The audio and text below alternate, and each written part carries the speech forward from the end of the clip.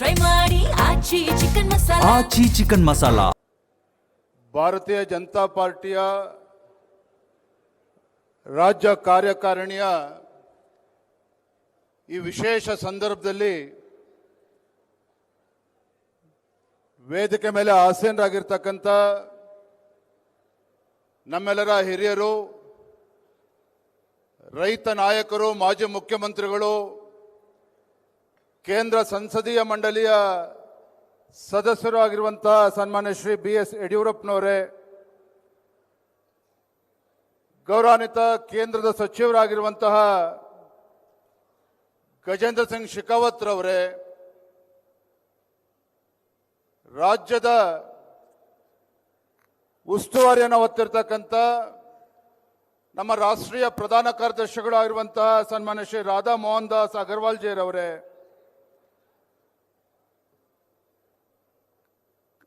ಸಹ ಉಸ್ತುವಾರಿಗಳನ್ನ ಜವಾಬ್ದಾರಿನ ಹೊತ್ತಿರ್ತಕ್ಕಂಥ ಸುಧಾಕರ್ ರೆಡ್ಡಿ ಅವರೇ, ಕೇಂದ್ರದ ಸಚಿವರಾಗಿರುವಂತಹ ನಮ್ಮೆಲ್ಲರ ಹಿರಿಯರು, ಮಾರ್ಗದರ್ಶಕರಾಗಿರುವಂತಹ ಪ್ರಹ್ಲಾದ್ ಜೋಶಿಜಿ ಅವರೇ, ಕೇಂದ್ರ ಸಚಿವರುಗಳಾಗಿರುವಂತಹ ವಿ ಸೋಮಣ್ಣ ಅವರೇ, ಶೋಭಾ ಕರಂದ್ಲಾಜೆರವರೇ, ವಿಪಕ್ಷ ನಾಯಕರಾಗಿರುವಂತಹ ಆರ್ ಅಶೋಕ್ ಅವರೇ, ಚಲವಾದಿ ನಾರಾಯಣ ಸ್ವಾಮಿ ಅವರೇ, ಮಾಜಿ ಮುಖ್ಯಮಂತ್ರಿಗಳಾಗಿರುವಂತಹ ಜಗದೀಶ್ ಶೆಟ್ಟರ್ ಅವರೇ, ಸದಾನಂದ ಗೌಡ್ರೆ, ಮಾಜಿ ಸಚಿವರು, ಚಿತ್ರದುರ್ಗ ಜಿಲ್ಲೆಯ ಹೆಮ್ಮೆಯ ಸಂಸದರಾಗಿರುವಂತಹ ಗೋವಿಂದ್ ಕಾರಜೋಳಜಿ ಅವರೇ, ಮತ್ತೋರು ಮಾಜಿ ಸಚಿವರು ನಮ್ಮೆಲ್ಲರ ಹಿರಿಯರಾಗಿರ್ತಕ್ಕಂಥ ಶ್ರೀರಾಮುಲು ಅವರೇ, CT ರವಿ ಅವರೇ, ಪ್ರಧಾನ ಕಾರ್ಯದರ್ಶಿಗಳಾಗಿರುವಂತಹ ನಂದೀಶ್ ರೆಡ್ಡಿ ಅವರೇ, ಪ್ರೀತಮ್ ಗೌಡ್ರೆ, ಕುಡ್ಚಿ ರಾಜು ಅವರೇ, ವೇದಿಕೆ ಮುಂಭಾಗದಲ್ಲಿ ಆಸೀನರಾಗಿರ್ತಕ್ಕಂಥ ನಮ್ಮೆಲ್ಲರ ಹೆಮ್ಮೆಯ ಸಂಸದರು, ಶಾಸಕರು, ವಿಧಾನ ಪರಿಷತ್ ಸದಸ್ಯರು, ಮಾಜಿ ಚುನಾಯಿತ ಪ್ರತಿನಿಧಿಗಳು, ರಾಜ್ಯದ ಎಲ್ಲ ಪದಾಧಿಕಾರಿಗಳು, ಜಿಲ್ಲೆಯ ಅಧ್ಯಕ್ಷರು, ಎಲ್ಲ ನಮ್ಮ ಮೋರ್ಚಾ ಪ್ರಕೋಷ್ಠಗಳೆಲ್ಲ ಅಧ್ಯಕ್ಷರು, ಎಲ್ಲ ಕಾರ್ಯಕರ್ತರು, ಎಲ್ಲ ಹಿರಿಯ ಕಾರ್ಯಕರ್ತಗಳು ತಾವೆಲ್ಲರೂ ಕೂಡ ಬಂದಿದ್ದೀರಿ. ಆತ್ಮೀಯ ಪತ್ರಿಕಾ ಹಾಗೂ ಮಾಧ್ಯಮದ ಸ್ನೇಹಿತರೆ, ಬಂದಿರತಕ್ಕಂಥ ಎಲ್ಲ ಪ್ರತಿನಿಧಿಗಳೇ, ರಾಜ್ಯದ ಭಾರತೀಯ ಜನತಾ ಪಾರ್ಟಿ ನಮ್ಮ ಕಾರ್ಯಕಾರಿಣಿ ಇವತ್ತು ಮತ್ತೊಂದು ವಿಶೇಷತೆಯನ್ನು ಕೂಡ ಸೇರಿರುವಂಥದ್ದು. ಶಿವಾಜಿ ಮಹಾರಾಜರ ಒಂದು ಜಯಂತ್ಯೋತ್ಸವವನ್ನು ಕೂಡ ಇವತ್ತು ಆಚರಣೆಯನ್ನ ಮಾಡ್ತಾ ಇದೆ. ಇನ್ನು ಇಡೀ ದೇಶದಲ್ಲಿ ಒಂದು ಸ್ವರಾಜ್ಯದ ಕನಸನ್ನು ಬಿತ್ತಿದಂತ ಶಿವಾಜಿ ಮಹಾರಾಜರ ಜಯಂತಿಯನ್ನ ನಾನು ಕೂಡ ಇವತ್ತು ಬೆಳಗ್ಗೆ ಪುತ್ಥಳಿಗೆ ಮಾಲಾರ್ಪಣೆ ಮಾಡಿ ಈ ಒಂದು ಕಾರ್ಯಕಾರಿಣಿಗೆ ನಾನು ಇವತ್ತು ಆಗಮಿಸಿದ್ದೇನೆ. ಬಂಧುಗಳೇ, ನಮ್ಗೆಲ್ಲರೂ ಕೂಡ ಬಹಳ ಹೆಮ್ಮೆ ತರುವಂತ ವಿಚಾರ ಅಂತ ಹೇಳಿದ್ರೆ, ಭಾರತೀಯ ಜನತಾ ಪಾರ್ಟಿ ಜಗತ್ತಿನಲ್ಲೇ ಅತಿ ದೊಡ್ಡ ಒಂದು ರಾಜಕೀಯ ಪಕ್ಷ ಆಗಿ ಹೊಮ್ಮಿರ್ತಕ್ಕಂಥದ್ದು ನಮಗೆಲ್ಲ ಗೊತ್ತಿರುವಂತ ವಿಚಾರ. ಮತ್ತೆ ನಮ್ಮ ದೇಶದ ನಾಯಕತ್ವವನ್ನು ಹೊತ್ತಿರುವಂತ ದೇಶದ ಹೆಮ್ಮೆಯ ಪ್ರಧಾನಮಂತ್ರಿ ನರೇಂದ್ರ ಮೋದಿಜಿಯವರ ನೇತೃತ್ವದಲ್ಲಿ ಭಾರತ ಇವತ್ತು ಅಭಿವೃದ್ಧಿಯ ಪಥದಲ್ಲಿ ಸಾಗ್ತಾ,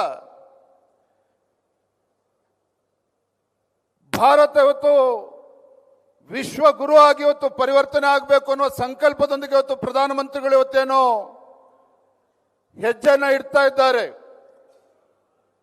ನಾನು ಈ ದೇಶದ ಪ್ರಧಾನಮಂತ್ರಿ ಅಲ್ಲ, ಈ ದೇಶದ ಜನಸೇವಕ ಅನ್ನುವ ಭಾವನೆಯಿಂದ ಭಾರತವನ್ನ ಎಲ್ಲ ಕ್ಷೇತ್ರಗಳಲ್ಲೂ ಕೂಡ ಅಭಿವೃದ್ಧಿಯ ಪಥದಲ್ಲಿ ತೆಗೆದುಕೊಂಡು ಹೋಗ್ತಾ ಇರ್ತಕ್ಕಂಥ ಸುವರ್ಣ ಸಂದರ್ಭದಲ್ಲಿ ನಾವೆಲ್ಲರೂ ಕೂಡ ಸೇರಿರುವಂಥದ್ದು. ಮತ್ತೊಂದು ವಿಶೇಷ ಸಂಗತಿ ಏನಪ್ಪಾ ಅಂತ ಹೇಳಿದ್ರೆ, ಇಂಥ ಒಂದು ದೊಡ್ಡ ರಾಜಕೀಯ ಪಕ್ಷವನ್ನ, ಇವತ್ತು ಪಕ್ಷದ ನೇತೃತ್ವವನ್ನ ವಹಿಸಿರ್ತಕ್ಕಂಥವ್ರು ಯಾರು? ಪ್ರಧಾನಮಂತ್ರಿ ನರೇಂದ್ರ ಮೋದಿಜಿಯವರ ಅಪೇಕ್ಷೆ ಅಂತೆ, ಗೃಹ ಸಚಿವರಾಗಿರ್ತಕ್ಕಂಥ ಅಮಿತ್ ಶಾಜಿಯವರು ಪಕ್ಷದ ಎಲ್ಲ ವರಿಷ್ಠರ ಅಪೇಕ್ಷೆಯಂತೆ ಈ ದೇಶದ ಯುವ ಶಕ್ತಿಗೆ, ಅಂದರೆ 46 ವರ್ಷದ ನಮ್ಮ ನಿತಿನ್ ನಬೀನ್ಜಿ ಅವರಿಗೆ ಪಕ್ಷದ ಒಂದು ಜವಾಬ್ದಾರಿನ ಕೊಟ್ಟಿರ್ತಕ್ಕಂಥದ್ದು ಈ ದೇಶದಲ್ಲಿರ್ತಕ್ಕಂಥ ಪ್ರತಿಯೊಂದು ಯುವ ಶಕ್ತಿಗೆ ಒಂದು ದೊಡ್ಡ ಶಕ್ತಿಯನ್ನ ಕೊಟ್ಟಂತಾಗಿದೆ ಅನ್ನೋದನ್ನ ನಾನು ಈ ಸಂದರ್ಭದಲ್ಲಿ ಬಹಳ ಹೆಮ್ಮೆಯಿಂದ ನಾನು ಹೇಳೋದಕ್ಕೆ ಇಚ್ಛೆ ಪಡ್ತೇನೆ.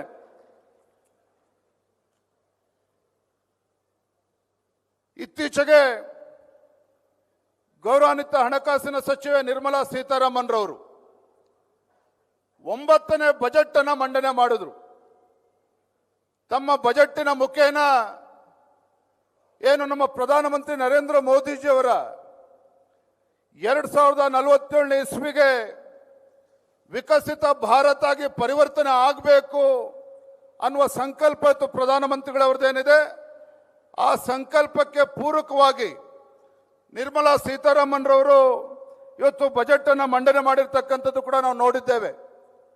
ಬಜೆಟ್ಟಿನ ಮುಖೇನ ಇವತ್ತು ನಮ್ಮ ದೇಶದಲ್ಲಿ ಉತ್ಪಾದನೆಗೆ ಒಂದು ದೊಡ್ಡ ಶಕ್ತಿಯನ್ನು ತುಂಬುವಂತ, ಜನರ ಆಶೋತ್ತರಗಳಿಗೆ ಈಡೇರಿಕೆ ಮಾಡುವಂತ, ಈ ದೇಶದ ಯುವ ಶಕ್ತಿ ಮತ್ತು ಮಹಿಳಾ ಶಕ್ತಿಗೆ ಒಂದು ಭದ್ರ ಬುನಾದಿಯನ್ನ ಶಕ್ತಿ ತುಂಬತಕ್ಕಂಥ ನಿಟ್ಟಿನಲ್ಲಿ ಏನು ಪ್ರಧಾನಮಂತ್ರಿಗಳ ಸಬ್ಕಾ ಸಾಥ್ ಸಬ್ಕಾ ವಿಕಾಸ್ ಸಬ್ಕಾ ವಿಶ್ವಾಸ್ और ಸಬ್ಕಾ ಪ್ರಯಾಸ್ ಈ ಒಂದು ಧ್ಯೇಯದೊಂದಿಗೆ ಇವತ್ತು ನಿರ್ಮಲಾ ಸೀತಾರಾಮನ್ ಅವರು ಕೂಡ ಬಜೆಟ್ ಅನ್ನ ಮಂಡನೆ ಮಾಡಿರ್ತಕ್ಕಂಥದ್ದು ನಾವು ನೋಡಿದ್ದೇವೆ.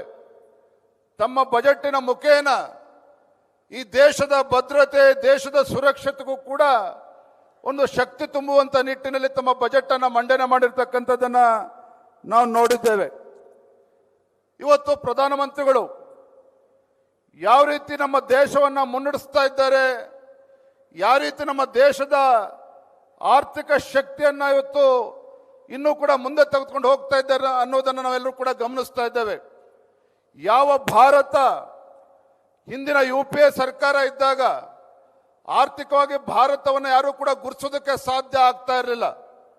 ಆದರೆ ನಮ್ಮ ಪ್ರಧಾನಮಂತ್ರಿ ನರೇಂದ್ರ ಮೋದಿಜಿಯವರ ಕಳೆದ 12 ವರ್ಷದ ಅವರ ಆಡಳಿತ ಅವಧಿಯಲ್ಲಿ ಯಾವ ಭಾರತ ಇವತ್ತು ಜಗತ್ತಲ್ಲಿ ನಮ್ಮನ್ನು ಗುರುತಿಸೋದಕ್ಕೆ ಆಗ್ತಾ ಇರಲಿಲ್ವೋ ಅಂತ ಭಾರತ ಇವತ್ತು ಜಗತ್ತಿನ 4ನೇ ಒಂದು ದೊಡ್ಡ ಆರ್ಥಿಕ ಶಕ್ತಿಯಾಗಿ ಹೊರಹೊಮ್ಮಿದೆ ಅಂತ ಹೇಳಿದ್ರೆ ನರೇಂದ್ರ ಮೋದಿಜಿಯವರ ದಿಟ್ಟ ನಾಯಕತ್ವ ಕಾರಣ ಅನ್ನೋದನ್ನ ನಾವು ಈ ಸಂದರ್ಭದಲ್ಲಿ ಬಹಳ ಹೆಮ್ಮೆಯಿಂದ ಹೇಳೋದಕ್ಕೆ ಇಚ್ಛೆ ಪಡ್ತೇನೆ. ಇವತ್ತು ನಮ್ಮ ಸರ್ಕಾರ, ಕೇಂದ್ರ ಸರ್ಕಾರದ ವಿದೇಶದ ನೀತಿಗಳು ಇರ್ಬೋದು, ರಾಜತಾಂತ್ರಿಕ ನಡೆಗಳು ಇರ್ಬೋದು, ಇದರ ಪರಿಣಾಮ ಏನಾಗಿದೆ ಅಂತ ಹೇಳಿದ್ರೆ ಇತ್ತೀಚೆಗೆ ಏನು 25ಕ್ಕೂ ಹೆಚ್ಚು ರಾಷ್ಟ್ರಗಳ ಒಕ್ಕೂಟ ಆಗಿರ್ತಕ್ಕಂಥ ಯುರೋಪಿಯನ್ ಯೂನಿಯನ್ ಭಾರತದ ಜೊತೆಗೆ ಒಂದು ವ್ಯಾಪಾರ ಒಪ್ಪಂದವನ್ನು ಮಾಡಿಕೊಂಡಿರ್ತಕ್ಕಂಥದ್ದನ್ನು ಕೂಡ ನಾವು ನೋಡಿದ್ದೇವೆ.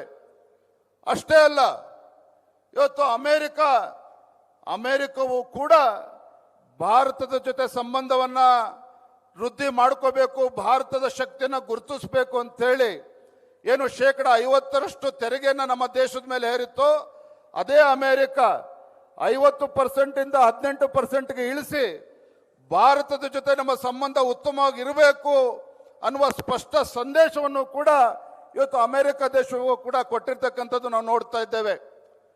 ಇವತ್ತು ನಮ್ಮ ನಾಯಕತ್ವ, ನರೇಂದ್ರ ಮೋದಿಜಿಯವರ ನಾಯಕತ್ವ ಇಡೀ ಜಗತ್ತಿನಾದ್ಯಂತ ಗುರುತಿಸ್ತಕ್ಕಂಥ ಕೆಲಸ ಆಗ್ತಾ ಇದೆ. ನಮ್ಗೆ ಹೆಮ್ಮೆ ಅನ್ನಿಸ್ತದೆ. ಸ್ವಾತಂತ್ರ್ಯ ಬಂದ ನಂತರದಲ್ಲಿ ಬಹುಶಃ ನಮ್ಮ ದೇಶದ ಯಾವುದೇ ಪ್ರಧಾನಮಂತ್ರಿಗಳಿಗಷ್ಟು ಗೌರವ ಸಿಕ್ಕಿರಲಿಲ್ಲ. ಇವತ್ತು ನಮ್ಮ ಪ್ರಧಾನಮಂತ್ರಿ ನರೇಂದ್ರ ಮೋದಿಜಿ ಅವರಿಗೆ 25ಕ್ಕೂ ಹೆಚ್ಚು ರಾಷ್ಟ್ರಗಳು ಆ ದೇಶದ ಹೈಯೆಸ್ಟ್ ಸಿವಿಲಿಯನ್ ಅವಾರ್ಡ್ಸ್, ಆ ದೇಶದ ಅತ್ಯುನ್ನತ ಒಂದು ಗೌರವವನ್ನು ಕೊಡ್ತಕ್ಕಂಥ ಕೆಲಸ ಇವತ್ತು 25ಕ್ಕೂ ಹೆಚ್ಚು ರಾಷ್ಟ್ರಗಳು ಮಾಡಿದೆ ಅಂತ ಹೇಳಿದ್ರೆ ಇವತ್ತು ನರೇಂದ್ರ ಮೋದಿಜಿಯವರ ನಾಯಕತ್ವ ಇಡೀ ಜಗತ್ತು ಒಪ್ಕೊಳ್ತಾ ಇದೆ ಅನ್ನೋದಕ್ಕೆ ಮತ್ತೊಂದು ಸಾಕ್ಷಿ ಈ ಸಂದರ್ಭದಲ್ಲಿ ಬೇಡ ಅನ್ನೋ ಮಾತನ್ನ ಈ ಸಂದರ್ಭ ಹೇಳೋದಕ್ಕೆ ಇಚ್ಛೆ ಪಡ್ತೇನೆ. ಬಂಧುಗಳೇ, ಒಂದು ಕಡೆ ಸ್ಪಷ್ಟ ಆರ್ಥಿಕ ನೀತಿಯನ್ನು ತೆಗೆದುಕೊಂಡು ಪ್ರಧಾನಮಂತ್ರಿಗಳ ನೇತೃತ್ವದಲ್ಲಿ ದೇಶ ಅಭಿವೃದ್ಧಿಯ ಪಥದಲ್ಲಿ ಇವತ್ತು ಸಾಗ್ತಾ ಇದ್ರೆ, ಮತ್ತೊಂದು ಕಡೆ ಸಾಕಷ್ಟು ಸುಧಾರಣೆಗಳು ಕೂಡ ಆಗ್ತಾ ಇರುವಂಥದ್ದು ನಾವು ನೋಡ್ತಾ ಇದ್ದೇವೆ. ವಿಶೇಷವಾಗಿ ಇವತ್ತು ಈ ಸಂದರ್ಭ ಉಲ್ಲೇಖ ಮಾಡುವಂಥದ್ದು, ನಮ್ಮ ದೇಶದ ಚುನಾವಣಾ ಆಯೋಗ ಇವತ್ತು SIR ಅನ್ನು ತಂದಿರುವಂಥದ್ದು, ಸ್ಪೆಷಲ್ ಇಂಟೆನ್ಸಿವ್ ರಿವಿಷನ್. ಇವತ್ತು ಸ್ಪೆಷಲ್ ಇಂಟೆನ್ಸಿವ್ ರಿವಿಷನ್ ಪರಿಣಾಮ ಏನು ಅಂತ ಹೇಳಿದ್ರೆ, ಯಾವ ರೀತಿ ಬಿಹಾರದಲ್ಲಿ ಮತ್ತೆ ಬಿಜೆಪಿ ನೇತೃತ್ವದ NDA ಕೂಟಕ್ಕೆ ಸ್ಪಷ್ಟ ಬಹುಮತ ಬಂದಿರತಕ್ಕಂಥದ್ದು ನೋಡಿದ್ದೀರಿ. ಅಷ್ಟೇ ಅಲ್ಲ, ಇವತ್ತು ಮುಂದೆ ಬರ್ತಕ್ಕಂಥ ಚುನಾವಣೆಗಳಲ್ಲೂ ಕೂಡ ದೇಶದ ಎಲ್ಲ ರಾಜ್ಯಗಳಲ್ಲೂ ಕೂಡ SIR ಅನ್ನು ನಾವು ತರ್ತೇವೆ ಅಂತೇಳಿ ಚುನಾವಣಾ ಆಯೋಗ ನಿರ್ಧಾರವನ್ನು ಮಾಡಿ ಮುಂದೆ ಹೋಗ್ತಾ ಇರ್ತಕ್ಕಂಥ ಸಂದರ್ಭದಲ್ಲಿ ನಮ್ಮ ರಾಜ್ಯದಲ್ಲೂ ಸಹ ಮುಂದಿನ ದಿನಗಳಲ್ಲಿ SIR ಏನು ಬರ್ತದೆ, ನಾವು ಕೂಡ ಅದರ ಬಗ್ಗೆ ಹೆಚ್ಚು ಜಾಗೃತಿಯನ್ನು ವಹಿಸಬೇಕು ಅನ್ನೋದನ್ನು ಕೂಡ ನಾನು ಸಂದರ್ಭದಲ್ಲಿ ಇಚ್ಛೆ ಪಡ್ತೇನೆ. ವಿಕಸಿತ್ ಭಾರತ್ ಜಿ ರಾಮ್ಜಿ ಸಾಕಷ್ಟು ಬಾರಿ ಚರ್ಚೆ ಆಗಿದೆ ನಮ್ಮ ರಾಜ್ಯದಲ್ಲಿ. ಪ್ರಧಾನಮಂತ್ರಿಗಳು ನರೇಂದ್ರ ಮೋದಿಜಿಯವರು ಏನಿವತ್ತು ಗ್ರಾಮೀಣ ಭಾಗದಲ್ಲಿರ್ತಕ್ಕಂಥ ನಮ್ಮ ಕಾರ್ಮಿಕರಿಗೆ ಅನುಕೂಲ ಆಗಬೇಕು, ಇವತ್ತು ಭ್ರಷ್ಟಾಚಾರವನ್ನು ಅದರಿಂದ ತೊಡೆದಾಕಬೇಕು ಅಂತೇಳಿ ಹಳೆಯ ಅನಿಷ್ಟ ಪದ್ಧತಿಗಳನ್ನು ಕಿತ್ತಾಕಿ ಇವತ್ತು ಗ್ರಾಮೀಣ ಭಾಗದಲ್ಲಿರ್ತಕ್ಕಂಥ ಎಲ್ಲ ಬಡವರಿಗೆ ಕಾರ್ಮಿಕ ವರ್ಗರಿಗೆ ಅನುಕೂಲ ಆಗಬೇಕು ಅಂತೇಳಿ ಹೊಸ ಕಾಯ್ದೆಯನ್ನು ತಂದು ಇವತ್ತು VBG ರಾಮ್ಜಿಯನ್ನು ಇವತ್ತು ಅನುಷ್ಠಾನ ತಂದಿರತಕ್ಕಂಥದ್ದನ್ನು ನೋಡ್ತಾ ಇದ್ದೇವೆ. ಆದರೆ ಮತ್ತೊಂದು ಕಡೆ ನಮ್ಮ ರಾಜ್ಯದಲ್ಲೂ ಸಹ ಇಡೀ ದೇಶದಲ್ಲಿ ಕಾಂಗ್ರೆಸ್ ಪಕ್ಷ ಇದಕ್ಕೆ ಅಪಪ್ರಚಾರ ಮಾಡ್ತಾ ಇರುವಂಥದ್ದು ಕೂಡ ನಾವು ನೋಡ್ತಾ ಇದ್ದೇವೆ. ಕಾಂಗ್ರೆಸ್ ಪಕ್ಷ ತನ್ನ ಹಳೆ ಚಾಳಿಯನ್ನ ಮತ್ತೆ ಬಿಚ್ಚಿಡುವಂತ ಕೆಲಸ ಮಾಡ್ತಾ ಇರ್ತಕ್ಕಂಥದ್ದು ನಾವು ನೋಡ್ತಾ ಇದ್ದೇವೆ.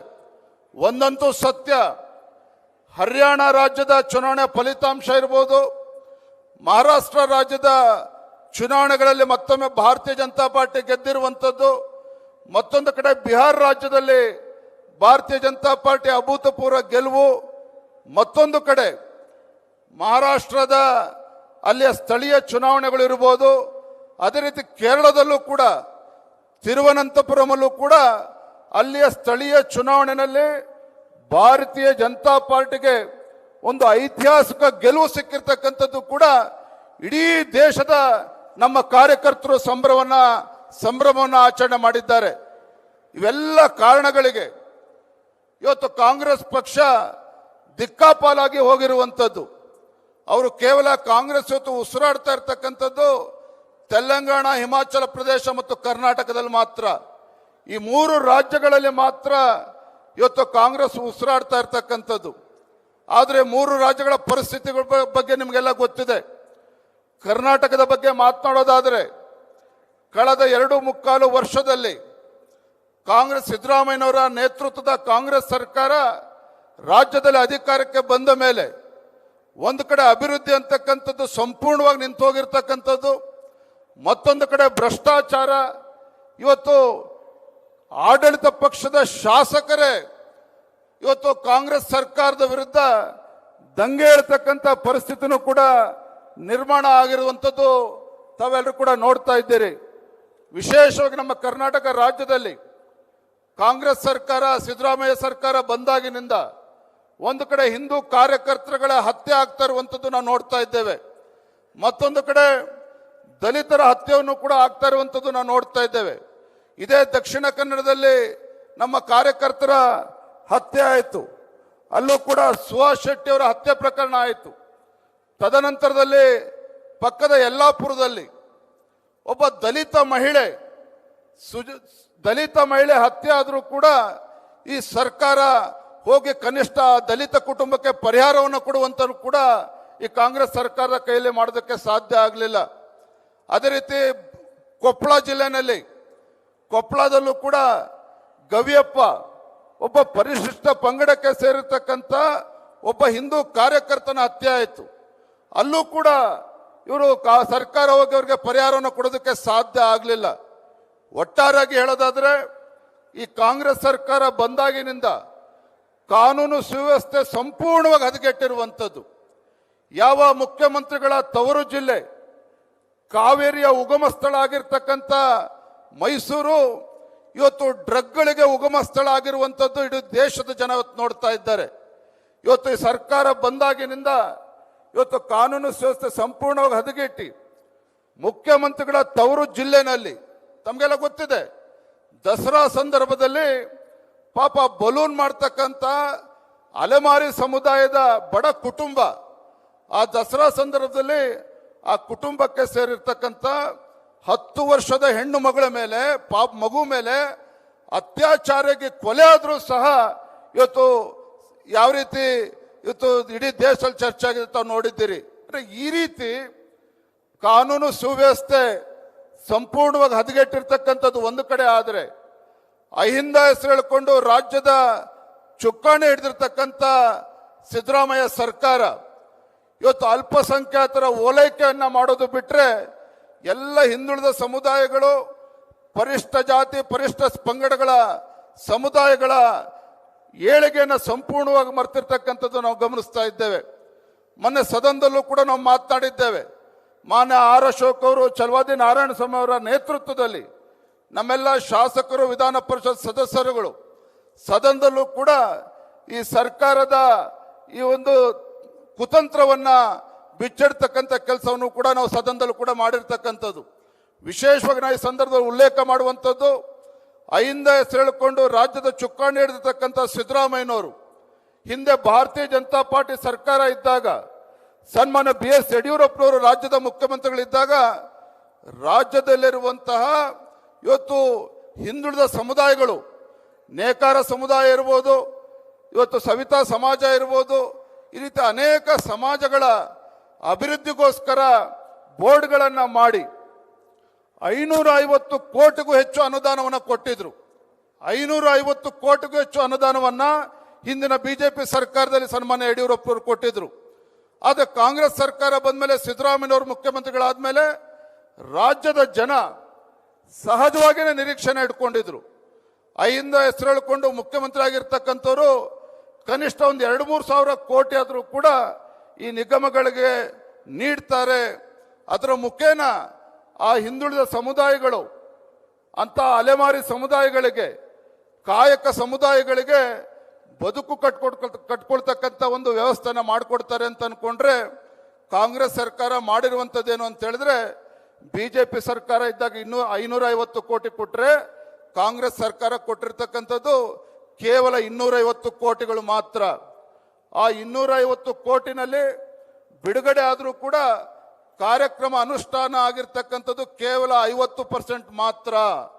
ಅಂದರೆ ಈ ರೀತಿ ಇವತ್ತು ಕಾಯಕ ಸಮುದಾಯಗಳನ್ನ, ಹಿಂದುಳಿದ ವರ್ಗಗಳನ್ನ, ಪರಿಷ್ಠ ಜಾತಿ ಪರಿಷ್ಠ ಪಂಗಡಗಳ ಸಮುದಾಯವನ್ನ ಕೇವಲ ವೋಟ್ ಬ್ಯಾಂಕ್ ಆಗಿ ಮಾಡಿಕೊಂಡಿರ್ತಕ್ಕಂಥ ಕಾಂಗ್ರೆಸ್ ಸರ್ಕಾರ ಈ ಸಮುದಾಯಗಳಿಗೆ ನ್ಯಾಯ ಕೊಡೋದಕ್ಕೆ ಸಾಧ್ಯ ಆಗ್ತಾ ಇಲ್ಲ. ನಾನು ಇವತ್ತು ಈ ಕಾರ್ಯಕಾರಿಣಿಯ ಮುಖೇನ ಹಣಕಾಸಿನ ಸಚಿವರು ಆಗಿರುವಂತಹ ರಾಜ್ಯದ ಮುಖ್ಯಮಂತ್ರಿಗಳಿಗೆ ನಾನು ಆಗ್ರಹ ಪಡಿಸ್ತೇನೆ, ಈಗಲಾದರೂ ಸಹ ತಾವು ಮುಂದಿನ ಬಜೆಟ್ ಅನ್ನ ಮಂಡನೆ ಮಾಡಿದ್ದೇ ಆದಲ್ಲಿ, ಕನಿಷ್ಠ ಮುಂದಿನ ಬಜೆಟ್ ಆದರೂ ಸಹ ಈ ಕಾಯಕ ಸಮುದಾಯಗಳಿಗೆ ಕನಿಷ್ಠ 3,000 ಕೋಟಿ ರೂಪಾಯಿಗಳ ಅನುದಾನವನ್ನ ಈ ಎಲ್ಲ ನಿಗಮಗಳಿಗೆ ನೀಡಬೇಕು ಅನ್ನುವ ಆಗ್ರಹವನ್ನು ಕೂಡ ನಾನು ಈ ಸಂದರ್ಭದಲ್ಲಿ ಮಾಡ್ತಾ ಇದ್ದೇನೆ. ಒಟ್ಟಾರೆಯಾಗಿ ಬಂಧುಗಳೇ, ಇವತ್ತು ಕಾಂಗ್ರೆಸ್ ಸರ್ಕಾರದ ಬಗ್ಗೆ ರಾಜ್ಯದ ಜನ ಸಂಪೂರ್ಣವಾಗಿ ವಿಶ್ವಾಸವನ್ನು ಕಳೆದುಕೊಂಡಿದ್ದಾರೆ. ಏನು ಇವತ್ತು ಬಡವರಿರ್ಬೋದು, ರೈತರಿರ್ಬೋದು, ಯುವ ಜನತೆ ಇರ್ಬೋದು, ಮಹಿಳೆಯರಿರ್ಬೋದು, ಎಲ್ಲ ವರ್ಗದ ಜನ ಇವತ್ತು ಸಂಕಷ್ಟದಲ್ಲಿದ್ದಾರೆ. ಇವತ್ತು ಯುವ ಜನತೆ ಬಗ್ಗೆ ಈ ಸರ್ಕಾರ ಕಿಂಚಿತ್ತೂ ಕೂಡ ಕಾಳಜಿಯನ್ನು ತೋರಿಸ್ತಾ ಇಲ್ಲ. ಎಂಥ ಪರಿಸ್ಥಿತಿ ಬಂದಿದೆ ಅಂತ ಹೇಳಿದ್ರೆ, ಇವತ್ತು ಈ ಕರ್ನಾಟಕದಲ್ಲಿ 2,85,000 ಉದ್ಯೋಗಗಳು ಖಾಲಿ ಉಳಿದಿದ್ರು ಸಹ ರಾಜ್ಯ ಸರ್ಕಾರ ಇದರ ನೇಮಕಾತಿಯನ್ನ ಮಾಡದೇನೆ, ನೇಮಕಾತಿಯನ್ನು ಕೂಡ ಮಾಡಲಿಲ್ಲ. ಆ ಯುವಕರು ಬಂದು ಮುಖ್ಯಮಂತ್ರಿಗಳನ್ನ ಭೇಟಿ ಮಾಡಬೇಕು ಅಂತ ಹೇಳಿದ್ರೆ ಅದಕ್ಕೂ ಕೂಡ ಅವಕಾಶವನ್ನು ಕೊಡದೇನೆ ರಾಜ್ಯ ಉಚ್ಚ ನ್ಯಾಯಾಲಯ ಮಧ್ಯಸ್ಥಿಕೆ ವಹಿಸಿ ಮುಖ್ಯಮಂತ್ರಿಗಳ ಅಪಾಯಿಂಟ್ಮೆಂಟ್ ಕೊಡಿ ಅಂತ ಹೇಳ್ತಕ್ಕಂಥ ದುಸ್ಥಿತಿಗೆ ಇವತ್ತು ರಾಜ್ಯವನ್ನು ತಂದಿಟ್ಟಿದ್ದಾರೆ ಕಾಂಗ್ರೆಸ್ ಸರ್ಕಾರ ಅಂತ ಹೇಳಿದ್ರೆ, ಇವರಿಂದ ಇಂಥ ಜನ ವಿರೋಧಿ, ಬಡವರ ವಿರೋಧಿ, ರೈತ ವಿರೋಧಿ, ಯುವ ಜನತೆ ಮಹಿಳೆ ವಿರೋಧಿ ಕಾಂಗ್ರೆಸ್ ಸರ್ಕಾರದಿಂದ ರಾಜ್ಯದ ಜನ ಇವತ್ತು ಏನೂ ಕೂಡ ಅಪೇಕ್ಷೆನ ಇಟ್ಕೊಳ್ಳೋದಕ್ಕೆ ಸಾಧ್ಯ ಆಗ್ತಾ ಇಲ್ಲ. ಮತ್ತೊಂದು ಕಡೆ ತಾವು ನೋಡ್ತಾ ಇದ್ದೀರಿ ರಾಜ್ಯದಲ್ಲಿ ಯಾವ ರೀತಿ ಅರಾಜಕತೆ ಸೃಷ್ಟಿ ಮಾಡ್ತಾ ಇದ್ದಾರೆ ಅಂತೇಳಿ. ಮಾತೆತ್ತಿದ್ರೆ ಕೇಂದ್ರ ಸರ್ಕಾರದ ಮೇಲೆ ಬೆಟ್ಟು ಮಾಡಿ ತೋರ್ಸಕ್ಕಂತ ಕಾಂಗ್ರೆಸ್ ಸರ್ಕಾರ ಕೇಂದ್ರದ ಮೇಲೆ ಆರೋಪವನ್ನು ಮಾಡಿಕೊಂಡು ಕಾಲಹರಣವನ್ನ ಈ ಸರ್ಕಾರ ಮಾಡ್ತಾ ಇದೆಯೇ ವಿನಃ ಈ ರಾಜ್ಯದ ಬಗ್ಗೆ ಯಾವುದೇ ಒಂದು ಕಿಂಚಿತ್ ಕಾಳಜಿಯನ್ನ ಕೂಡ ಇವರು ಇಟ್ಕೊಳ್ದೇ ಇರ್ತಕ್ಕಂಥದ್ದನ್ನ ನಾವು ತಾವು ನೋಡ್ತಾ ಇದ್ದೀರಿ. ನಾವು ಹೇಳ್ತಾ ಇಲ್ಲ, ವಿರೋಧ ಪಕ್ಷದ ನಾಯಕರು ವಿರೋಧ ಪಕ್ಷವಾಗಿ ನಾವು ಮಾತನಾಡೋದು ಒಂದ್ ಕಡೆ ಆದರೆ ರಾಜ್ಯದಲ್ಲಿ ಜನಸಾಮಾನ್ಯರು ಕೂಡ ಮಾತನಾಡ್ತಾ ಇದ್ದಾರೆ. ಮತ್ತೊಂದು ಕಡೆ ಆಡಳಿತ ಪಕ್ಷದ ಶಾಸಕರೇ ಈ ಸರ್ಕಾರದ ವಿರುದ್ಧ ದಂಗೆ ಹೇಳ್ತಕ್ಕಂಥ ಪರಿಸ್ಥಿತಿಯು ಕೂಡ ಇವತ್ತು ರಾಜ್ಯದಲ್ಲಿ ಆಗಿರುವಂಥದ್ದು. ಬಹುಶಃ ಇದರ ಪರಿಣಾಮವಾಗಿಯೇ ಮಾನ್ಯ ಮುಖ್ಯಮಂತ್ರಿಗಳು ಇವತ್ತು ಶಾಸಕರು ತಮ್ಮ ಕ್ಷೇತ್ರಕ್ಕೆ ಅಭಿವೃದ್ಧಿಗೆ ಅನುದಾನ ಕೊಡಿ ಅಂತ ಹೇಳಿದ್ರೆ ಅನುದಾನ ಕೊಡಕ್ಕಾಗಲಿಲ್ಲ. ಆದರೆ ಶಾಸಕರಿಗೆ ಇವತ್ತು ವಿದೇಶ ಪ್ರವಾಸದ ಭಾಗ್ಯವನ್ನು ಕೊಟ್ಟು ಶಾಸಕರನ್ನ ಹೊರದೇಶಗಳಿಗೆ ಕಳಿಸಿ ಅವರಿಗೆ ಸಮಾಧಾನ ಮಾಡ್ತಕ್ಕಂಥ ಪರಿಸ್ಥಿತಿ ಇವತ್ತು ಮುಖ್ಯಮಂತ್ರಿಗಳಿಗೆ ಪರಿಸ್ಥಿತಿ ನಿರ್ಮಾಣ ಆಗಿದೆ ಅಂತ ಹೇಳಿದ್ರೆ ಯಾವ ರೀತಿ ಇವತ್ತು ಅಸಮಾಧಾನ ಆಡಳಿತ ಪಕ್ಷದಲ್ಲಿ ಇದೆ ಅನ್ನೋದನ್ನ ತಾವೊಂದು ಕ್ಷಣ ಇವತ್ತು ಯೋಚನೆ ಮಾಡಬೇಕಾಗಿದೆ. ಬಂಧುಗಳೇ, ಇದೆಲ್ಲದರ ನಡುವೆ ನಮ್ಮ ಮೇಲೆ ಇವತ್ತು ಜವಾಬ್ದಾರಿ ಹೆಚ್ಚಾಗಿರುವಂಥದ್ದು. ರಾಜ್ಯದ ಜನ ಇವತ್ತು ನಮ್ಮನ್ನು ನೋಡ್ತಾ ಇದ್ದಾರೆ. ಒಂದು ವಿರೋಧ ಪಕ್ಷವಾಗಿ ಭಾರತೀಯ ಜನತಾ ಪಾರ್ಟಿ ಈ ಸರ್ಕಾರದ ಬಂಡವಾಳವನ್ನ ಬೀದಿಗೆಳೆದು ಹರಾಜಾಗ್ತಕ್ಕಂಥ ಕೆಲಸವನ್ನು ಕೂಡ ನಾವು ಮಾಡಬೇಕು ಅನ್ನುವ ಅಪೇಕ್ಷೆಯಲ್ಲಿದ್ದರೆ ನಾವು ಮಾಡ್ತಾ ಇದ್ದೇವೆ. ಕಳೆದ 2 ವರ್ಷದಲ್ಲಿ ತಾವು ನೋಡ್ತಾ ಇದ್ದೀರಿ, ಭಾರತೀಯ ಜನತಾ ಪಾರ್ಟಿ ಒಂದು ವಿರೋಧ ಪಕ್ಷವಾಗಿ ಎಸ್ ಟಿ ಅಭಿವೃದ್ಧಿ ನಿಗಮದಲ್ಲಿ ಆದಂತಹ ಹಗರಣವನ್ನ ರಾಜ್ಯಾದ್ಯಂತ ಹೋರಾಟ ಮಾಡಿ ಇವತ್ತು ಸಚಿವರು ರಾಜೀನಾಮೆ ಕೊಡ್ತಕ್ಕಂಥ ಪರಿಸ್ಥಿತಿ ನಿರ್ಮಾಣ ಆಗಿದೆ ಅಂತ ಹೇಳಿದ್ರೆ ನಮ್ಮ ಭಾರತೀಯ ಜನತಾ ಪಾರ್ಟಿಯ ನಮ್ಮ ಹೋರಾಟಕ್ಕೆ ಸಿಕ್ಕಂತ ಜಯ ಅನ್ನೋದನ್ನ ನಾನು ಈ ಸಂದರ್ಭದಲ್ಲಿ ಹೇಳೋದಕ್ಕೆ ಇಚ್ಛೆ ಪಡ್ತೇನೆ. ಮಾನ್ಯ ಮುಖ್ಯಮಂತ್ರಿಗಳು ಮೂಢ ಹಗರಣದಲ್ಲಿ ಚರ್ಚೆ ಆಗುವಂತ ಸಂದರ್ಭದಲ್ಲಿ ಬಿಜೆಪಿಯವರು ನನ್ನನ್ನು ತೇಜೋವಧೆ ಮಾಡೋದಕ್ಕೆ ಹೊರಟಿದ್ದಾರೆ, ಯಾವುದೇ ಹಗರಣಗಳು ನಡೆದಿಲ್ಲ ಅಂತ ಹೇಳ್ತಾ ಇದ್ರು. ಬೆಂಗಳೂರಿನಿಂದ ಮೈಸೂರಿಗೆ ನಾವು ನಮ್ಮ ಮಿತ್ರ ಪಕ್ಷ ಪಾದಯಾತ್ರೆ ಮಾಡಿದಂಥ ಸಂದರ್ಭದಲ್ಲಿ ನಮ್ಮ ಪಾದಯಾತ್ರೆಗೆ ಹೆದರಿ ಯಾವ ಕೋಟಿ ಬೆಲೆ ಬಾಳ್ತಕ್ಕಂಥ ನಿವೇಶನ ನಾ ಅಪರಾಧನೆ ಮಾಡಿಲ್ಲ ಅಂತ ಹೇಳ್ತಕ್ಕಂಥ ಮುಖ್ಯಮಂತ್ರಿಗಳು 14 ನಿವೇಶನಗಳನ್ನ ವಾಪಸ್ಸು ಮೂಡಾಗೆ ಕೊಡ್ತಕ್ಕಂಥ ಪರಿಸ್ಥಿತಿ ನಿರ್ಮಾಣ ಆಗಿದೆ ಅಂತ ಹೇಳಿದ್ರೆ ಅದು ನಮ್ಮ ಭಾರತೀಯ ಜನತಾ ಪಾರ್ಟಿ ನಮ್ಮ ಹೋರಾಟಕ್ಕೆ ಸಿಕ್ಕಂತ ಜಯ ಅನ್ನೋದನ್ನ ಈ ಸಂದರ್ಭದಲ್ಲಿ ಹೇಳೋದಕ್ಕೆ ಇಚ್ಛೆ ಪಡ್ತಾನೆ. ಇವತ್ತು ಭ್ರಷ್ಟ ಕಾಂಗ್ರೆಸ್ ಸರ್ಕಾರದ ವಿರುದ್ಧ ಜನಾಕ್ರೋಶ ಯಾತ್ರೆನ ಮಾಡಿದ್ವಿ. ರಾಜ್ಯದ ಪ್ರತಿಯೊಂದು ಜಿಲ್ಲೆಗಳಿಗೆ ತೆರಳಿ ರಾಜ್ಯದಲ್ಲಿ ಜನಜಾಗೃತಿಯನ್ನು ಮೂಡಿಸ್ತಕ್ಕಂಥ ಕೆಲಸವನ್ನು ಕೂಡ ನಾವು ಮಾಡಿದ್ವಿ. ಅಷ್ಟೇ ಅಲ್ಲ, ಅಹೋರಾತ್ರಿ ಧರಣಿ ನಮ್ಮ ನಾಯಕರಾಗಿರುವಂತಹ ಸನ್ಮಾನ್ಯ BS ಯಡಿಯೂರಪ್ಪರ ನೇತೃತ್ವದಲ್ಲಿ ಅಹೋರಾತ್ರಿ ಧರಣಿಯನ್ನು ಕೂಡ ಮಾಡಿ ರಾಜ್ಯ ಸರ್ಕಾರವನ್ನ ಎಚ್ಚರಿಸುವಂತ ಕೆಲಸವನ್ನು ಕೂಡ ನಾವು ಮಾಡಿದ್ದೇವೆ. ಹಾಗಾಗಿ ಭಾರತೀಯ ಜನತಾ ಪಾರ್ಟಿ ಕಳೆದ 2.5 ವರ್ಷದಲ್ಲಿ ಯಾವತ್ತೂ ಕೂಡ ನಾವಾಗ್ಲಿ ನಮ್ಮ ಮುಖಂಡರಾಗ್ಲಿ ನಮ್ಮ ಕಾರ್ಯಕರ್ತರಾಗ್ಲಿ ಮನೆಯಲ್ಲಿ ಕೂತ್ಕೊಳ್ಳದೇನೆ ಒಟ್ಟಾಗಿ ಒಂದಾಗಿ ಈ ಸರ್ಕಾರಕ್ಕೆ ಚಳಿ ಬಿಡಿಸುವಂತ ಕೆಲಸವನ್ನ ನಾವು ಒಂದು ವಿರೋಧ ಪಕ್ಷವಾಗಿ ಯಶಸ್ವಿಯಾಗಿ ಮಾಡಿದ್ದೇವೆ ಅನ್ನುವುದನ್ನ ನಾನು ಈ ಸಂದರ್ಭದಲ್ಲಿ ಹೇಳೋದಕ್ಕೆ ಇಚ್ಛೆ ಪಡ್ತೇನೆ. ಕೊನೆಯದನ್ನ ಇಷ್ಟನ್ನೇ ಹೇಳ್ತೇನೆ, ಇಷ್ಟೆಲ್ಲದರ ನಡುವೆ ಒಂದು ಕಡೆ ಕೇಂದ್ರ ಸರ್ಕಾರದ ಸಾಧನೆ ಒಂದು ಕಡೆ ಆದರೆ ಇಂಥ ನಾಲಾಯಕ್ ಕಾಂಗ್ರೆಸ್ ಸರ್ಕಾರದ ವಿರುದ್ಧ ಜನಾಂದೋಲನವನ್ನು ಮಾಡಿಕೊಡೋದು ಮತ್ತೊಂದು ಕಡೆ ಆದರೆ ಮುಂದೆ ಬರ್ತಕ್ಕಂಥ ದಿನಗಳು ಕಳೆದ 6 ತಿಂಗಳುಗಳು ಸಂಘಟನಾ ಚಟುವಟಿಕೆಯನ್ನು ಕೂಡ ನಾವು ಯಶಸ್ವಿಯಾಗಿ ಮಾಡ್ಕೊಂಡು ಬಂದಿದ್ದೇವೆ. ಆದರೆ ಮುಂದಿನ 6-8 ತಿಂಗಳುಗಳ ಕಾಲ ಅನೇಕ ಚುನಾವಣೆಗಳು ನಮ್ಮ ಕಣ್ಮುಂದಿದೆ. ಯಾವ್ಯಾವ ಚುನಾವಣೆಗಳು? ವಿಶೇಷವಾಗಿ ನಾವಿತ್ತು ನಮ್ಮ ರಾಜ್ಯದಲ್ಲಿರ್ತಕ್ಕಂಥ ಜನಪ್ರತಿನಿಧಿಗಳು ನಾವೇನೇ ಇದ್ದೇವೆ, ನಮ್ಮನ್ನ ಶಕ್ತಿ ತುಂಬಿರ್ತಕ್ಕಂಥ ನಮ್ಮ ಕಾರ್ಯಕರ್ತರು, ರಾಜ್ಯದಲ್ಲಿ ಇವತ್ತು ಲಕ್ಷಾಂತರ ಕಾರ್ಯಕರ್ತರು ಇವತ್ತು ಭಾರತೀಯ ಜನತಾ ಪಾರ್ಟಿಗೆ ಭದ್ರ ಬುನಾದಿಯನ್ನು ಹಾಕ್ತಕ್ಕಂಥ ಕೆಲಸವನ್ನು ಮಾಡಿದ್ದಾರೆ.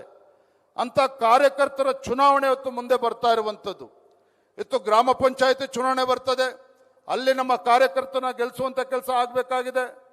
ತದನಂತರದಲ್ಲಿ ಜಿಲ್ಲಾ ಪಂಚಾಯತಿ, ತಾಲೂಕ್ ಪಂಚಾಯತಿ ನಮ್ಮ ಕಾರ್ಯಕರ್ತರಿಗನ್ನ ಗುರುತಿಸಿ ಅವರಿಗೆ ಜಿಲ್ಲಾ ಪಂಚಾಯತಿ ತಾಲೂಕ್ ಪಂಚಾಯತಿ ಚುನಾವಣೆಯಲ್ಲಿ ಅವರಿಗೆ ಗೆಲ್ಲಿಸಿ ಅವರಿಗೆ ಶಕ್ತಿ ತುಂಬುವಂತ ಕೆಲಸವೂ ಕೂಡ ನಿಮ್ಮೆಲ್ಲರ ನೇತೃತ್ವದಲ್ಲಿ ಇವತ್ತು ಆಗಬೇಕಾಗಿದೆ.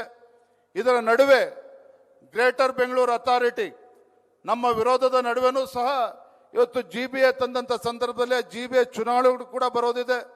ಅದರ ನಡುವೆ ದಾವಣಗೆರೆ ದಕ್ಷಿಣ ಮತ್ತು ಬಾಗಲಕೋಟೆ ಇವೆರಡು ಉಪಚುನಾವಣೆಗಳು ಕೂಡ ಬರ್ತಾ ಇದೆ. ಅದರ ನಡುವೆ ಬಾಗೇಪಲ್ಲಿ ತಮಗೆಲ್ಲ ಗೊತ್ತಿದೆ, ಮೊನ್ನೆ ರಾಜ್ಯ ಉಚ್ಚ ನ್ಯಾಯಾಲಯ ಬಾಗೇಪಲ್ಲಿನಲ್ಲಿ ಗೆದ್ದಂತ ಕಾಂಗ್ರೆಸ್ ಶಾಸಕನಿಗೆ ಚೀಮಾರಿ ಹಾಕಿ ಡಿಸ್ಕ್ವಾಲಿಫೈ ಮಾಡಿ ಬಾಗೇಪಲ್ಲಿ ವಿಧಾನಸಭಾ ಉಪಚುನಾವಣೆ ಕೂಡ ಬರೋದಿದೆ.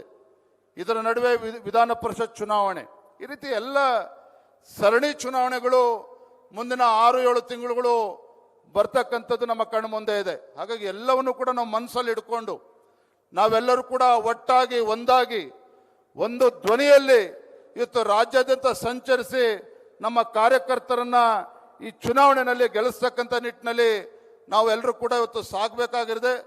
ಅಷ್ಟೇ ಅಲ್ಲ, 28ರ ಚುನಾವಣೆ ನಮ್ಮ ಮುಂದೆ ಇರ್ತಕ್ಕಂಥ 28ರ ಚುನಾವಣೆ ಬಹಳ ದಿನಗಳೇನು ಉಳ್ಕೊಂಡಿಲ್ಲ. ಉಪಚುನಾವಣೆಗಳು ಕಳೆದ್ರೆ ಇನ್ನೇನು 1.25 ವರ್ಷ ಬಾಕಿ ಇರ್ತದೆ ಅಷ್ಟೇನೆ. ಹಾಗಾಗಿ 28ಕ್ಕೆ ಕರ್ನಾಟಕ ರಾಜ್ಯದಲ್ಲಿ ಭಾರತೀಯ ಜನತಾ ಪಾರ್ಟಿಯ ಗತವೈಭವ ಮತ್ತೆ ಮರುಕಳಿಸಬೇಕು ಅಂತ ಹೇಳಿದ್ರೆ, ಭಾರತೀಯ ಜನತಾ ಪಾರ್ಟಿಯ ಗತವೈಭವ ಮತ್ತೊಮ್ಮೆ ರಾಜ್ಯದಲ್ಲಿ ಮರುಕಳಿಸಬೇಕು ಅಂತ ಹೇಳಿದ್ರೆ ನಾವು ಹಗಲು ರಾತ್ರಿ ಹೊತ್ತು ಶ್ರಮವನ್ನು ಹಾಕಬೇಕಾಗಿದೆ. ಪ್ರಧಾನಮಂತ್ರಿ ನರೇಂದ್ರ ಮೋದಿಜಿಯವರು, ನಮ್ಮ ರಾಷ್ಟ್ರೀಯ ಅಧ್ಯಕ್ಷರಾಗಿರ್ತಕ್ಕಂಥ ನಡ್ಡಾಜಿಯವರು ಸಾಕಷ್ಟು ನಿರೀಕ್ಷೆಗಳನ್ನು ಇಟ್ಕೊಂಡಿದ್ದಾರೆ. ಕರ್ನಾಟಕ ಅಂತ ಹೇಳಿದ್ರೆ ದಕ್ಷಿಣ ಭಾರತದ ಹೆಬ್ಬಾಗಲಾಗಿರುವಂತಹ ಕರ್ನಾಟಕ ಮತ್ತೊಮ್ಮೆ ಮುಂದಿನ ಸಾರ್ವತ್ರಿಕ ಚುನಾವಣೆಯಲ್ಲಿ ಸುವರ್ಣಾಕ್ಷರದಲ್ಲಿ ಬರೆದಿಡ್ತಕ್ಕಂಥ ಒಂದು ಫಲಿತಾಂಶ ಭಾರತೀಯ ಜನತಾ ಪಾರ್ಟಿ ಪರವಾಗಿ ತರಬೇಕಾಗಿದೆ. ಆ ನಿಟ್ಟಿನಲ್ಲಿ ಎಲ್ಲ ಸಮಾಜ, ಎಲ್ಲ ವರ್ಗದ ಜನರನ್ನ ಜೋಡಿಸಿಕೊಂಡು ಪರಿಷ್ಠ ಜಾತಿ, ಪರಿಷ್ಠ ಪಂಗಡ, ಹಿಂದುಳಿದ ವರ್ಗಗಳು, ಸನ್ಮಾನ್ಯ BS ಯಡಿಯೂರಪ್ಪರು ಯಾವಾಗಲೂ ಕೂಡ ಹೇಳ್ತಾ ಇರ್ತಾರೆ, ನಾವು ಎಲ್ಲ ಶೋಷಿತ ಪೀಡಿತ ಸಮುದಾಯಗಳು ಆ ಮುಖಂಡರನ್ನು ಕೂಡ ಗುರುತಿಸಿ ಅವರನ್ನು ಕೂಡ ವಿಶ್ವಾಸಕ್ಕೆ ತೆಗೆದುಕೊಂಡು ಅನೇಕ ಹಿರಿಯರು ಬೇರೆ ಬೇರೆ ಪಕ್ಷವನ್ನು ತೊಡೆದು ಭಾರತೀಯ ಜನತಾ ಪಾರ್ಟಿಗೆ ಬಂದಿದ್ದಾರೆ. ಅವರನ್ನು ಕೂಡ ಜೋಡಿಸ್ಕೊಂಡು ಮುಂದಿನ ದಿನಗಳಲ್ಲಿ ಪಕ್ಷವನ್ನು ಸದೃಢವಾಗಿ ಮಾಡುವಂಥ ಕೆಲಸ ನಾವು ಎಲ್ಲರೂ ಸೇರಿ ಮಾಡೋಣ ಅಂತೇಳಿ ಸಂದರ್ಭದಲ್ಲಿ ಹೇಳ್ತಾ, ಮತ್ತೊಮ್ಮೆ ವಿಶೇಷವಾಗಿರ್ತಕ್ಕಂಥ ಕಾರ್ಯಕಾರಿಣಿ ತಾವೆಲ್ಲರೂ ಕೂಡ ನಮ್ಮ ಅಪೇಕ್ಷೆಗೂ ಮೀರಿ ತಾವೆಲ್ಲರೂ ಕೂಡ ಬಂದಿದ್ದೀರಿ. ನಿಮ್ಮೆಲ್ಲರ ಮತ್ತೊಮ್ಮೆ ಸಂದರ್ಭದಲ್ಲಿ ಸ್ವಾಗತನ ಕೋರ್ತಾ, ನಮ್ಮ ಕಾರ್ಯಕಾರಿಣಿ ಸಂಜೆ 5-5:30 ತನಕ ಕೂಡ ಇರ್ತದೆ. ಅದಾದಮೇಲೆ ನಮ್ಮ ಕೋರ್ ಕಮಿಟಿನೂ ಕೂಡ ಇರ್ತದೆ. ಹಾಗಾಗಿ ಸಂಜೆ ನಮ್ಮ ಈ ಕಾರ್ಯಕಾರಿಣಿ ಮುಗಿಯೋವರೆಗೂ ಸಹ ನಾವು ದಯವಿಟ್ಟು ಯಾರೂ ಕೂಡ ಸ್ಥಾನದಿಂದ ಕದಡಬಾರದು. ಎಲ್ಲ ಹಿರಿಯರು ಮಾತನಾಡೋರಿದ್ದಾರೆ, ನಮ್ಮ ಕೇಂದ್ರ ಸಚಿವರು ಮಾತನಾಡೋರಿದ್ದಾರೆ, ಪ್ರಹ್ಲಾದ್ ಜೋಶಿ ಅವರು ಮಾತನಾಡಿದ್ದಾರೆ. ಮತ್ತೊಂದು ವಿಶೇಷತೆ ಏನಪ್ಪ ಅಂತ ಹೇಳಿದ್ರೆ, ನಮ್ಮ ನಾಯಕರಾಗಿರುವಂತಹ ರೈತ ನಾಯಕರು, ಮಾಜಿ ಮುಖ್ಯಮಂತ್ರಿಗಳಾಗಿರುವಂಥ BS ಯಡಿಯೂರಪ್ಪನವರು ಜನಸಂಘದ ಕಾಲದಿಂದ ಇಲ್ಲಿಯವರೆಗೆ ಅಂದರೆ 50 ವರ್ಷಗಳ ಒಂದು ರಾಜಕೀಯ ಜೀವನವನ್ನು ಪೂರೈಸಿರ್ತಕ್ಕಂಥ ನಮ್ಮ ನಾಯಕರಾಗಿರ್ತಕ್ಕಂಥ ಯಡಿಯೂರಪ್ಪನವರಿಗೆ ತಾವೆಲ್ಲರೂ ಸಹ ಒಮ್ಮೆ ಎದ್ದು ನಿಂತವರಿಗೆ ಚಪ್ಪಾಳೆನ ತಟ್ಟಬೇಕು. ನಮ್ಮ ರೈತ ನಾಯಕರು ನಗರಕ್ಕೆ ಸೀಮಿತ ಆಗಿರ್ತಕ್ಕಂಥ ಭಾರತೀಯ ಜನತಾ ಪಾರ್ಟಿಯನ್ನ ಹಳ್ಳಿಗೂ ಕೂಡ ತೆಗೆದುಕೊಂಡು ಹೋಗಿರ್ತಕ್ಕಂಥ ಯಡಿಯೂರಪ್ಪನವರಿಗೆ ಮತ್ತೊಮ್ಮೆ ತಾವೆಲ್ಲರೂ ಕೂಡ ಕರತಾಡದ ಮುಖೇನ ಅವ್ರಿಗೆ ಅಭಿನಂದನೆ ಸಲ್ಲಿಸಬೇಕು ಅಂತ ಹೇಳ್ತಾ, ಬಲೋ ಭಾರತ್ ಮಾತಾ ಕಿ, ದೇಶದ ಹೆಮ್ಮೆಯ ಪ್ರಧಾನಮಂತ್ರಿ ನರೇಂದ್ರ ಮೋದಿಜಿ ಅವರಿಗೆ, ರಾಷ್ಟ್ರೀಯ ಅಧ್ಯಕ್ಷರಾಗಿರ್ತಕ್ಕಂಥ ನಿತಿನ್ ನಬೀನ್ಜಿ ಅವರಿಗೆ, ರೈತ ನಾಯಕರಾಗಿರುವಂತಹ ಸನ್ಮಾನ್ಯ BS ಯಡಿಯೂರಪ್ಪನವರಿಗೆ ಬಲೋ ಭಾರತ್ ಮಾತಾ ಕಿ. ನಮಸ್ಕಾರ.